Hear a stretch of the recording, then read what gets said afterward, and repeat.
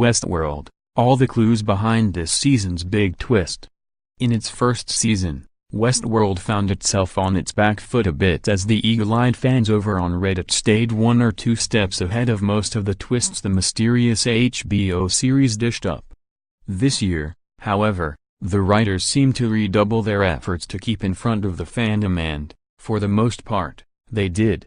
There was a last-minute host reveal, a mind-bending end-of-credits stinger, and some subtle clues hiding in the weekly opening credits. But just last week, in a special episode of Vanity Fair's podcast Still Watching, Westworld, insiders Kim Renfro floated the idea that Dolores might have been hiding inside a replica of Charlotte Hale's body based on a 2-second glimpse of double Tessa Thompson in the season finale trailer.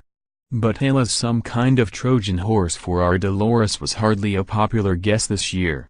That's because the show mainly kept the masquerading Charlotte, or, as the Westworld writers call her, Hale-Lores, out of sight.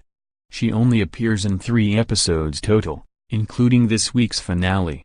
2 scenes in episode 3, just a handful in episode 7, and then the finale reveal.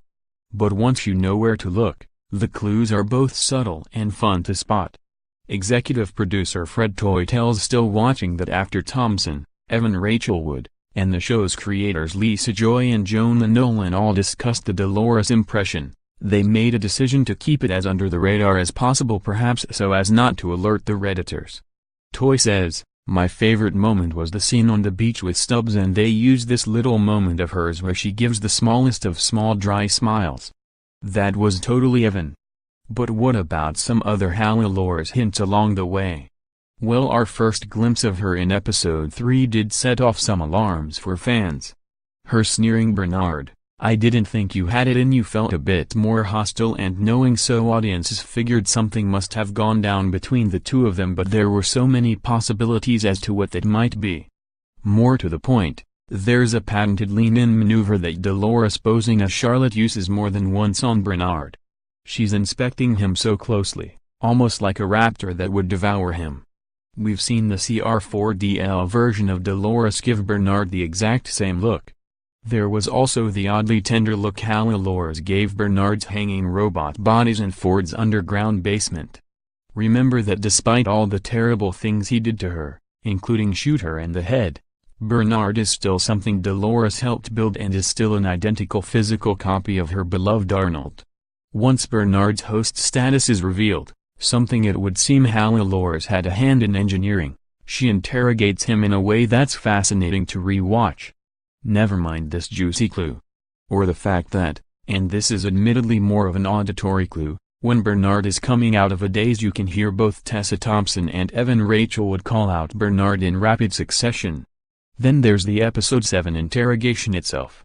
While there are certain repeated phrases we, as audience members, are quite used to hearing during a host interrogation, Hale-Lores uses some very specific language that we've only really seen used on Dolores in the past. She recalls phrases from both Stubbs and Ford as she grills Bernard for answers on where the Abernathy control unit is. After this, Hale-Lores offers Bernard a solution. They'll both try to see what they remember from the invasion at the Mesa a few days ago. "I'll tell you what I remember, and you tell me what you remember," she suggests. That would imply the rest of the episode, told in flashback, should be from either her perspective or his. But wouldn't you know it? Some Dolores memories snuck in there too.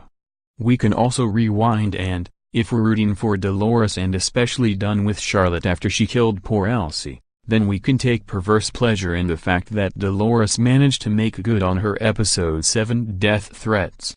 It's also worth noting that Westworld made sure to set up Hale's body as one that would surely get by the scanners on the beach. When Charlotte was still Charlotte, she passed with flying colors in episode 3. Not only that, but hers will, of course, be a very valuable body to have if Dolores is intent on further dismantling Delos Incorporated. In the finale itself, the clues get a bit more obvious with the reveal right around the corner. There's the extremely worried look Hale-Lores shoots the mechanism set to upload data to a Delos satellite.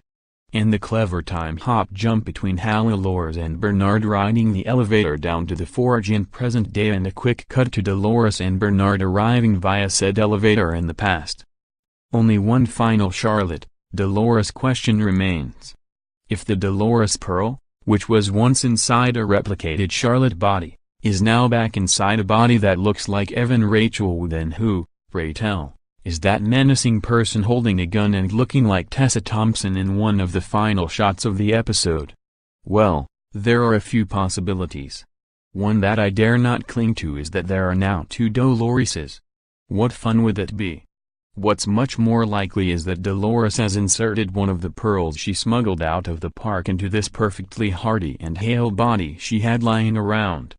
As we mentioned, it's a valuable body to have if corporate espionage is on the table. So who might it be in there?